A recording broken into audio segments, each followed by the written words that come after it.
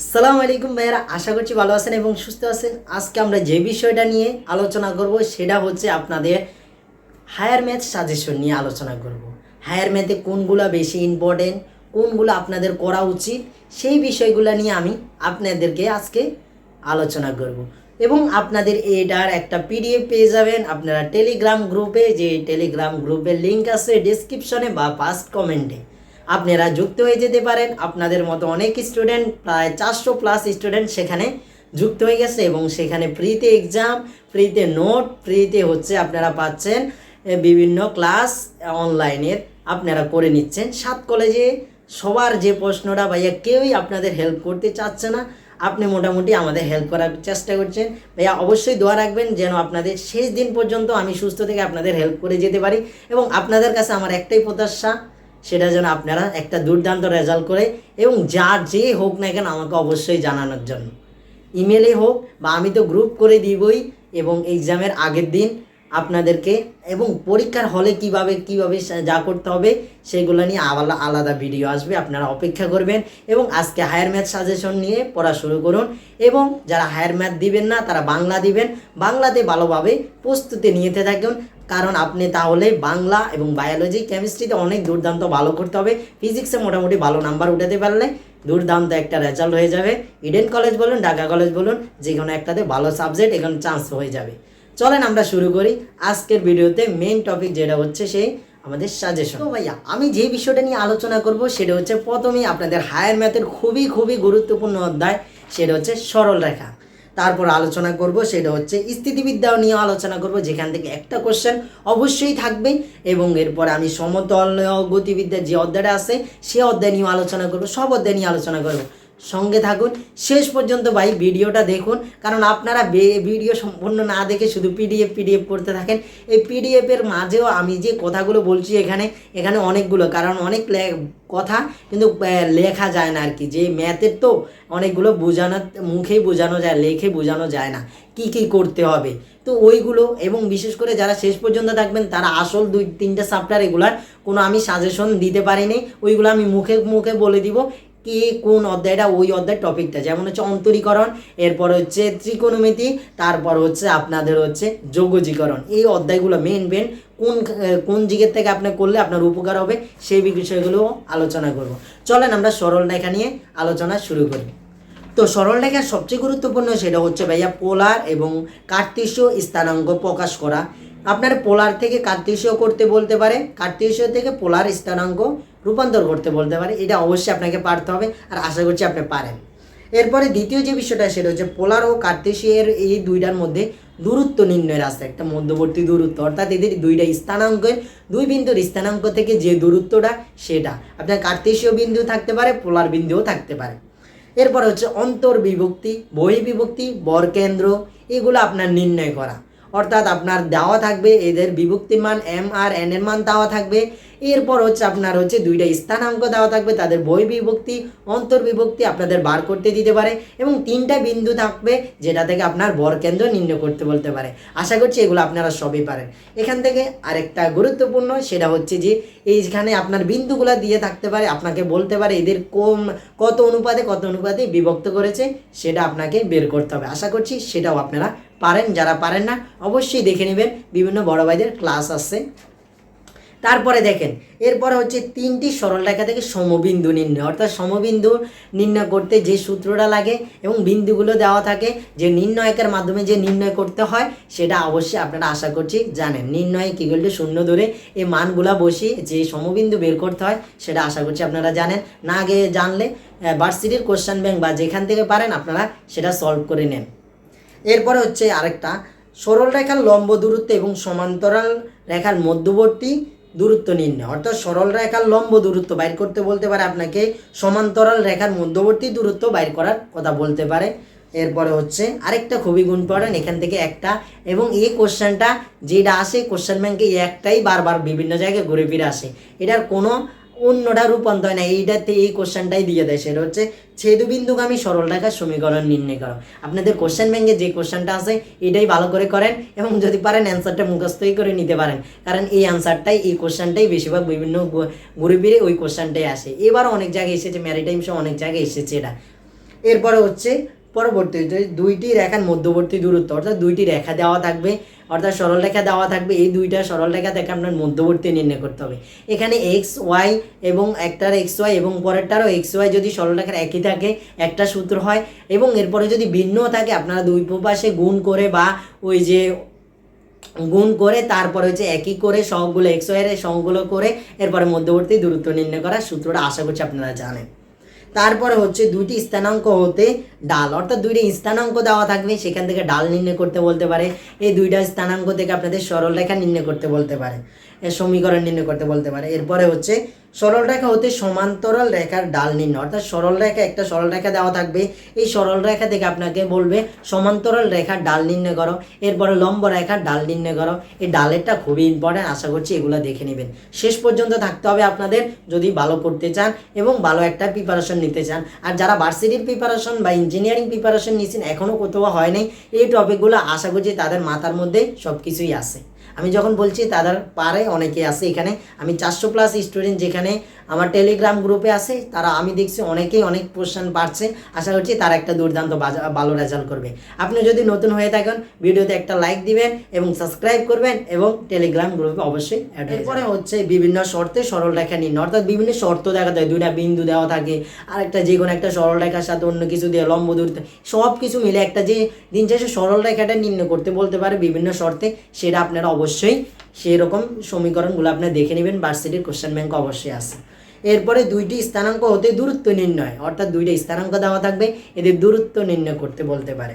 এরপরে সমীকরণ ও বিন্দু হতে সমান্তরাল রেখা ও লম্ব রেখা, অর্থাৎ আপনার একটা সমীকরণ দেওয়া থাকতে পারে এবং একটা হচ্ছে বিন্দু দেওয়া থাকতে পারে, এখান থেকে আপনাকে বলতে পারে লম্ব রেখার সমীকরণ বাইর করো বা সমান্তরাল রেখার সমীকরণ। যখন বলবে লম্ব তখন ওই যে এক্স ওয়াই সহগগুলো চেঞ্জ হয়ে যায় এবং চিহ্নের পরিবর্তন হয়, কিন্তু যখন হচ্ছে সমান্তরাল থাকে তখন তাদের এক্স ওয়াই সহগ চেঞ্জ হয় কিন্তু চিহ্নের কোনো পরিবর্তন হয় না, এবং কে এর মানটা বিন্দু বসিয়ে নির্ণয় করতে হয়, এবং বিন্দু বাইর করার পরে কে এর মান বাইর হওয়ার পরে পরবর্তীতে আগের মানটার মধ্যেই কে এর মান বসাই দিলে সমান্তরাল সরল রেখা বা হচ্ছে লম্ব রেখা সরল রেখার সমীকরণ পাওয়া যায়। আশা করছি আপনি এগুলো জানেন। এরপরে সঞ্চার পদ নির্ণয় করতে হয়, সমীকরণ কিভাবে কোনটা হচ্ছে সঞ্চার পদের সমীকরণ সেটাও আপনারা নির্ণয় করতে পারেন আশা করি। এরপর হচ্ছে খণ্ডিত অংশ হতে মধ্যবর্তী দূরত্ব, অর্থাৎ হচ্ছে আপনাদের উপবৃত্ত যে খণ্ডিত অংশে থাকে x/a + y/b = 1, এরকম যে খণ্ডিত অংশের আকারে থাকে এখানে a এবং b আপনাদের নির্ণয় করতে দিতে পারে, বা a b যে দৈর্ঘ্য নির্ণয় করতে দিতে পারে, এদের ক্ষেত্রফল নির্ণয় করতে দিতে পারে। আপনারা সেগুলো বিষয়গুলো আশা করছি জানেন। তারপরে সমদ্বিখণ্ডকে সমীকরণ নির্ণয় করতে দিতে পারে, সমরেখ কখন হবে এই শর্তগুলো, এর সমীকরণ কিভাবে নির্ণয় করা যায় সেটা। এরপরে সবচেয়ে গুরুত্বপূর্ণ দুইটি বিন্দু থেকে বা তিনটি বিন্দু থেকে কিভাবে ক্ষেত্রফল নির্ণয় করা যায় স্থানাঙ্ক থেকে, সেটা আপনাদের পারা লাগবে। আশা করছি সরল রেখার এই টপিকগুলো থেকে আপনারা অবশ্যই কমন পাবেন। এতগুলো টপিক পড়তে হবে ভাইয়া? সরল রেখার অধ্যায়টা হচ্ছে 60টা, তো আপনার ভাগে ভাগে এইগুলো তো টপিক মাত্র কম, যেগুলো মেন এইগুলো এখানে দেওয়া। এছাড়া সরল রেখার অনেক ম্যাথ আছে, যারা ভার্সিটি বা ইঞ্জিনিয়ারিং করছেন তারা আশা করছি এগুলো জানেন যে সরল রেখা কতটা বড় এবং কতটা ভার্সিটি বা যেখানেও ইউনিভার্সিটির জন্য গুরুত্বপূর্ণ। এরপরে আলোচনা করব স্থিতিবিদ্যা। স্থিতিবিদ্যাতে দেখেন লব্ধি এবং দিক নির্ণয়ের আসে না বেশি, যারা লব্ধি নির্ণয় করতে পারবেন এবং লব্ধি নির্ণয়ের সূত্রটা জানেন তারা এখান থেকে অবশ্যই 1 মার্ক পাবেন আশা করি। এবং এদের মধ্যবর্তী যে কোণটা থাকে, কোণটা যারা নির্ণয় করতে পারেন তারা অবশ্যই পারবেন, কারণ যখন কোণ নির্ণয় করতে বলবে তখন লব্ধির মান দুইটা হচ্ছে আপনার লব্ধির মানের সাথে দুইটা দিকের মানও থাকবে, পি বা কিউর মানও থাকবে, তখন আপনারা থিটার মানটা বের করে নেবেন। এরপরে ক্ষুদ্রতম এবং বৃহত্তম বলের মান কীভাবে বের করতে হয় সেটা জানতে হবে। সদৃশ এবং বৈসাদৃশ্যের সমান্তরাল বলের লব্ধিটাও নির্ণয় করতে পারবে। এগুলা থেকে ইম্পর্টেন্ট হচ্ছে লব্ধি এবং হচ্ছে কোণের মান। আমরা আরেকটা অধ্যায় চলে যাই, সেটা হচ্ছে সমতলের যে অধ্যায়টা আছে সেটা। এখান থেকে আপনাদের সূত্রগুলো মুখস্থ রাখতে হবে। যারা সূত্র মুখস্থ রাখবেন, যারা গতিবিদ্যার অধ্যায়টা জানেন, যদি আপনাদের শর্ট সিলেবাসে ছিল না তারা এই অধ্যায়টা থেকে অবশ্যই তাদের করতে হয় না। আবার যারা ভেক্টরটা জানেন তারা, কারণ নদী নৌকার ম্যাথটাও এই অধ্যায়ে ছিল। দেখেন যারা এখানে একটা বলকে যদি আপনি উপরে নিক্ষেপ করার পরে এটা সর্বোচ্চ কত উচ্চতা উঠতে পারে যে সূত্রটা আছে এটা মুখস্থ করবেন। এরপরে এটা আনুভূমিক যে পাল্লাটা আছে সেটা সূত্রটা মুখস্থ করবেন। সর্বোচ্চ উচ্চতায় ওঠার সময় যে, অর্থাৎ আপনি যে একটা বলটা নিক্ষেপ করলেন এটা সর্বোচ্চ উচ্চতা, অর্থাৎ এটা তো একটা বেগ পর্যন্ত সর্বোচ্চ উচ্চতা যাবে এবং যাওয়ার পরে তো এটা নিচে পড়বে। এখন এই যে সর্বোচ্চ উচ্চতা এখানে যাওয়ার জন্য কতটুকু সময় লেগেছে সেটারও সূত্র আছে, আপনাদের বইতেই আছে, বই থেকে মুখস্থ করে নিতে পারেন, বা যারা পড়াশোনা করছেন অবশ্যই তাদের নোট খাতায় আছে। এরপর হচ্ছে তম সেকেন্ডের যে ইয়াটা আছে, অর্থাৎ এততম সেকেন্ডে এত দূরত্ব স্মরণ কত, এততম 19তম 20তম সেকেন্ডে আপনাদের জিএসটিতে তো এই কোশ্চেনটা এসেছে। দেখেন আমার সাজেশনে এগুলা ছিল। পরে হচ্ছে বৃত্ত, সবচেয়ে আরেকটা গুরুত্বপূর্ণ, সরল রেখার পরে সবচেয়ে গুরুত্বপূর্ণ, যেখান থেকে 2টা বা 3টা চলে আসতে পারে। চলেন আমরা বৃত্ত নিয়ে আলোচনা করি। বৃত্ত যেটা মেন আগে জানতে হবে, এটা যে একটা সমীকরণ দেওয়া থাকবে, এটা কি যে আসলে বৃত্তের সমীকরণ না এটা বৃত্তের সমীকরণ না, সেটা অবশ্যই আপনাদেরকে জানতে হবে। বৃত্তের সমীকরণ হওয়ার জন্য যে শর্তগুলো আছে, অর্থাৎ এক্স ওয়াই যে আছে দ্বিঘাতের এগুলার সবগুলো সব সমান থাকতে হবে। এরপরে যে শর্তটা আছে সবগুলো আপনাদের বৃত্তের সমীকরণের ক্ষেত্রে শর্তগুলো আপনাদের অবশ্যই জানতে হবে। এরপরে বৃত্তের কেন্দ্র, বৃত্তের ব্যাসার্ধ, বৃত্তের ধ্রুবক সি এর মান নির্ণয়, এগুলো তো অবশ্যই আপনাকে জানতে হবে, কারণ এগুলোই 7 কলেজে চলে আসে। এরপরে স্পর্শকের দৈর্ঘ্য, দুইটা বিন্দু দেওয়া থাকে, সমীকরণ দেওয়া থাকে, তখন স্পর্শকের দৈর্ঘ্য নির্ণয় করতে বলে, এরা সমীকরণ নির্ণয় করতে বলতে পারে, সেটাও পারতে হবে। এরপরে বহিস্থ বা অন্তস্থ বিন্দু, অর্থাৎ অন্তস্থ বৃত্তের ক্ষেত্রে কখন হবে এক্স আর প্লাস আর1 যে কখন, এরপরে R+-R2, এটা যে বহিস্থ অন্তস্থ যে মানগুলো আছে সেগুলো আপনাদের বের করতে দিতে পারে। এবং স্পর্শক একটা বৃত্ত আরেকটা বৃত্তকে কয়টা ভাবে স্পর্শক করে সেটাও আপনাদের জানতে পারে। এরপরে এক্স অক্ষ বা ওয়াই অক্ষের খণ্ডিত অংশের দৈর্ঘ্য, অর্থাৎ এক্স বা ওয়াই অক্ষের যে কোনো খণ্ডিত অংশের আপনার দৈর্ঘ্য নির্ণয় করতে বলতে পারে। এরপরে বৃত্তের সি ধ্রুবকের, আমি এখানে সি ধ্রুবক নির্ণয় করতে হয় কীভাবে সেটাও সুন্দর করে দিয়ে দিচ্ছি, অর্থাৎ এটা পিডিএফ পেয়ে যাবেন। অবশ্যই চ্যানেলটা সাবস্ক্রাইব করবেন এবং বেল আইকনটায় ক্লিক করবেন এবং কমেন্টে সকল সমস্যার জিজ্ঞাসা করবেন এবং টেলিগ্রাম গ্রুপে ফ্রিতে যুক্ত হয়ে যান। এরপর হচ্ছে বৃত্তের এক্স বা ওয়াই অক্ষর স্পর্শ করলে সি এর মান নির্ণয়, অর্থাৎ এক্স অক্ষকে স্পর্শ করলে g square equal to c, Y অক্ষকে স্পর্শ করলে f square equal to c. এর যে আপনার এপি স্কোয়ারের একটা সমীকরণ দেওয়া থাকবে, সেখান থেকে এপের মান বের করবেন এবং হচ্ছে সি এর মানটা আপনাকে বের করতে দিতে পারে। এরপরে হচ্ছে আপনার দুইটি সরলরেখার কেন্দ্র দ্বয়ের মধ্যবর্তী দূরত্ব, অর্থাৎ দুইটি সরলরেখা আপনাকে দেওয়া দেখতে পারে বৃত্তে, তখন এদের মধ্যবর্তী দূরত্ব আপনাকে নির্ণয় করতে বলতে পারে। অক্ষদ্বয়ের খণ্ডিত করলে, অর্থাৎ এক অক্ষদ্বয়কে খণ্ডিত করার পরে ওই যে বললাম এ বা বি এর আপনাদের মান বের করতে বলতে পারে। বৃত্তের কেন্দ্র এবং এর উপর একটি বিন্দু, এটা একটা বড় কোশ্চেন। বৃত্তের একটা কেন্দ্র দেওয়া থাকতে পারে এবং এর উপর একটা বৃত্তের কেন্দ্র এবং কেন্দ্রতে একটা বিন্দু আছে এবং এই বৃত্তটার উপরে আরেকটা বিন্দু আছে এবং এদের সমীকরণ নির্ণয়, অর্থাৎ দুই বিন্দুর বৃত্তের সমীকরণ নির্ণয় করতে বলতে পারে আপনাকে। বৃত্তের একটা কেন্দ্র দেওয়া আছে এবং একটা সরলরেখা দেওয়া আছে, এরা একটাকে স্পর্শ করলে, অর্থাৎ একটা বৃত্তকে একটা সরলরেখা স্পর্শ করলে এদের সমীকরণ কী হয় সেটাও বের করতে বলতে পারে। ক্ষেত্রফল সংক্রান্ত সকল সমস্যা আপনাকে জানতে হবে বৃত্তের ক্ষেত্রে। ব্যাসের প্রান্ত বিন্দুর যে সূত্রটা আছে x-x1 equal to into x-x2 plus y-y1 into y-y2 equal to 0, এই সূত্রটা আপনাদের ব্যাস নির্ণয়ের অবশ্যই জানতে হবে। এরপরে দুটি বিন্দু হতে বৃত্তের সমীকরণ নির্ণয় করতে জানতে হবে। একটি বৃত্ত মূল বিন্দু দিয়ে যায় এবং x বা y অক্ষকে ধনাত্মক অংশ বা m বা n অংশে কাটে, বৃত্তের সমীকরণ নির্ণয় করো। এটা সমীকরণ আমি দিয়ে রাখছি x square plus y square minus m x minus n y equal to 0, এটা হচ্ছে এই, অর্থাৎ এই সমীকরণের মেন সমীকরণটা এটা আমি দিয়ে রাখছি। আসলে কোশ্চেন ব্যাংকে এটার একটাই কোশ্চেন আছে, সেটা অবশ্যই আপনারা পারবেন। এরপরে চলেন আমরা আরেকটা অধ্যায় নিয়ে আলোচনা করি। এই অধ্যায়ে এখানে ভিডিওটা অনেক দীর্ঘ হবে, কারণ কোশ্চেন আপনাদেরকে জানতে হবে, যারা ম্যাথ দিবেন তাদেরকে ম্যাথে ভালো করার জন্য। এরপরে বহুপদী, কোনগুলো বহুপদী একটা ফাংশন, কোনগুলো বহুপদী ফাংশন, অর্থাৎ এই সমীকরণ থেকে বহুপদী নাকি কোন বহুপদী না, বহুপদীর শর্তগুলা সেগুলো জানতে হবে। নিশ্চয়ক নির্ণয় করতে বলতে পারে আপনাকে, নিশ্চয়ক থেকে বাস্তব কোনটা অবাস্তব কোনটা, এরপর হচ্ছে বাস্তব থেকে আপনার এটা মূলদ অমূলদ এগুলো বলতে পারে। এরপর আপনাদের আলফা প্লাস বিটা এর সূত্র b minus b by a, এরপর alpha into beta equal to c by a, এই সূত্র দিয়ে আপনাদের সমীকরণ নির্ণয় করতে বলতে পারে। সমীকরণ দিয়ে এদের মান নির্ণয় করতে বলতে পারে, যে কোনো সূত্রে দিয়ে আপনাদের মানগুলো বলতে পারে। দুইটি সমীকরণ মূলের সম্পর্ক আপনাদের সাধারণ মূল একটি সাধারণ মূল নির্ণয় করার ক্ষেত্রে বলতে পারে, যেটা এবার জিএসটিতে এসেছে। এরপর আলফা বিটা মূল বিশিষ্ট দ্বিঘাত সমীকরণ নির্ণয় এক্স স্কোয়ার, এরপরে মাইনাস এক্স, এরপরে যে শখটা আপনি পাবেন এখান থেকে এক্স প্লাস এটা সমীকরণ, ওটা দ্বিঘাত সমীকরণ নির্ণয় করার ক্ষেত্রে x square minus alpha plus beta into x plus, এরপরে আলফা বিটা মানে গুণ, এরপরে হচ্ছে ইকুয়াল টু 0, যে সূত্রগুলো আছে দ্বিঘাতের ক্ষেত্রে একটা সূত্র আছে, আপনারা মুখস্থ করে নেবেন এবং ম্যাথ করে নেবেন। অবশ্যই ম্যাথ করা ছাড়া আপনারা পরীক্ষার হলে গিয়ে লাভ নেই। এরপরে হচ্ছে আপনাদের হচ্ছে সর্বনিম্ন মান সর্বোচ্চ মান নির্ণয় যে সূত্রটা আছে x equal to c minus b²/4a এটা দিয়ে একটা সমীকরণ দেওয়া থাকতে পারে, সেখান থেকে আপনাদের সর্বোচ্চ সর্বনিম্ন মান নির্ণয় করতে পারে। এরপরে দ্বিঘাতে মূলদ্বয় হতে সমীকরণ নির্ণয় করতে বলতে পারে। তো আশা করছি এই পেজ শেষ, আমরা পরবর্তী পেজে চলে যাই। 20 মিনিটের মধ্যেই চেষ্টা করবো। এরপরে হচ্ছে আপনাদের হচ্ছে কনিক্স, সবচেয়ে ইম্পর্টেন্ট অধ্যায়। সেখানে হচ্ছে পরাবৃত্ত, অধিবৃত্ত, উপবৃত্ত, এখান থেকে যতটা সূত্র আছে এই সবগুলা সূত্র আপনাদের মুখস্থ করতে হবে। এবং এই অধ্যায়ের সবচেয়ে গুরুত্বপূর্ণ মেইন টপিক যেটা, সেটা হচ্ছে আপনাদের উৎকেন্দ্রিকতা নির্ণয় করতে পারতে পারে, এবং যে কোনো একটা দিতে পারে লম্ব রেখার সমীকরণ নির্ণয় করতে দিতে পারে, লম্ব রেখা না, আপনাদের হচ্ছে উপবৃত্তের লম্বের সমীকরণ নির্ণয় করতে দিতে পারে, পরাবৃত্তের করতে পারে, অধিবৃত্তের করতে পারে। এই জন্য পরে আপনি এখানে তো সাজেশন দিয়ে রাখছি কনিক্সের, এগুলো পড়বেন। আর মেইন কথা হচ্ছে অসীমটকের সমীকরণও পড়ে নেবেন। আর আমি তো দিয়ে দিচ্ছি, আপনারা এটা পেয়ে যাবেন পিডিএফ, সেখান থেকে দেখে নেবেন।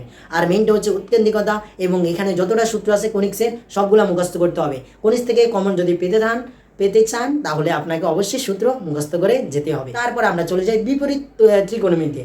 বিপরীত ত্রিকোণমিতিতে হচ্ছে 10a + 10b = যে সূত্রটা, 10a - 10b যে সূত্রটা, এগুলো আপনাদের জানতে হবে। এখান থেকে সূত্র আসবে, এবং এই ধরনের যত ম্যাথ আসে সবগুলো, এবং হচ্ছে cos প্লাস আপনাদের যে cos = θ1 হলে cos আলফার মান কত, tan = 1 হলে tan আলফার মান কত, θ আলফার মান কত, এগুলো যে সূত্রগুলো আছে সেগুলো জানতে হবে। সূত্র বসাই দিতে পারে 7 কলেজে। এরপরে চলেন আমরা ম্যাট্রিক্সে চলে যাই। ম্যাট্রিক্সে যা যা করতে হবে সেগুলো আমার এখানে দেওয়া। ম্যাট্রিক্সের প্রকারভেদগুলা, এটা স্কেলার ম্যাট্রিক্স না বর্গ ম্যাট্রিক্স না হচ্ছে কি আপনার কোন ম্যাট্রিক্স, সেটা আপনার জানতে হবে। এরকম দিয়ে রাখতে পারে, আপনাকে বলতে পারে এটা কোন ম্যাট্রিক্স। সবচেয়ে বেশি গুরুত্বপূর্ণ আসে স্কেলার ম্যাট্রিক্স, এবং এর সংজ্ঞাটা দিয়ে দিতে পারে, আপনাকে বলতে পারে এটা কোনটা স্কেলার নাকি বর্গ নাকি কোনটা বলতে পারে। এরপরে ম্যাট্রিক্সে যোগ বিয়োগ বিপরীত ম্যাট্রিক্স এগুলো আসতে পারে। এরপরে যা যা আসবে আমি এখান দিয়ে দিয়েছি। আপনাদের XYও নির্ণয় করতে পারে, সেরকম একটা ছোট ম্যাথ দিয়ে দিয়েছি। কোশ্চেন ব্যাংক থেকে যদিও তুলে দিয়ে দিচ্ছি যেন আপনারা পারেন। চলেন আমরা আরেকটা অধ্যায় চলে যাই, সংযুক্ত ত্রিকোণমিতি, যেটা হচ্ছে আপনাদের cos 120 degree, cos 360 degree, sin 360 degree, tan 360 degree, বা যেটা আপনাদের এরকম থিটার মান দিয়ে আপনাদের কোণের মান নির্ণয় করে বলতে পারে। যদি হাতে কলমে যারা জানেন হাতে কলমে শিখে নেবেন। এরপরে সূত্রগুলো অবশ্যই এই অধ্যায় থেকে জানতে হবে, এবং যারা ভার্সিটির কোশ্চেন ব্যাংকটা আছে ভার্সিটির কোশ্চেন ব্যাংকগুলো করে যাবেন, অবশ্যই এখান থেকে কমন পাবে। অন্তরীকরণের ক্ষেত্রে একই কথা, যারা ভার্সিটির কোশ্চেন ব্যাংক আছে টপিক অনুযায়ী যে তোরগুলো টপিক আছে সেখান থেকে একটা দুইটা ম্যাথ করে যাবেন। এবং একইভাবে যোগজীকরণের ক্ষেত্রেও যোগজীকরণ যদি আপনাদের বেশি আপনারা নাও পারতে পারেন, সূত্রগুলো দেখে যাবেন। আর অবশ্যই যোগজীকরণের ক্ষেত্রে একটা ম্যাথ আসবেই, সেটা হচ্ছে শেষের যে ম্যাথগুলো আছে উপবৃত্ত, অধিবৃত্ত বলেন, পরাবৃত্তের বলেন, যে ম্যাথগুলো আছে, অর্থাৎ আপনাদের বলতে পারে এটা সমান এটা, দুইটা পরাবৃত্তের সমীকরণ থাকার পর এটার মান কত, এটার ক্ষেত্রফল কত, যে ম্যাথগুলো আছে আপনাদের কোশ্চেন ব্যাংকের শেষে দেখবেন। এই অবশ্যই এগুলো জানতে হবে আপনাদের। আমি কোশ্চেন পাওয়ার পরেও দেখিয়ে দেবো কীভাবে ওইখান থেকে কোশ্চেন এসেছে। আপনাদের আমি দরকার হলে কোশ্চেন আসার পর ইনশাল্লাহ ছবি তুলে দিতে পারি, যদি এখান থেকে আসে। বেশিরভাগই গুরুত্বপূর্ণ সেখান থেকে আসা। তো ভালো থাকুন, সুস্থ থাকুন, আল্লাহ হাফেজ, আসসালামু আলাইকুম। রবের প্রতি বিশ্বাস রাখুন, সফলতা আসবে। যারা শেষ পর্যন্ত এসেছেন অসংখ্য ধন্যবাদ।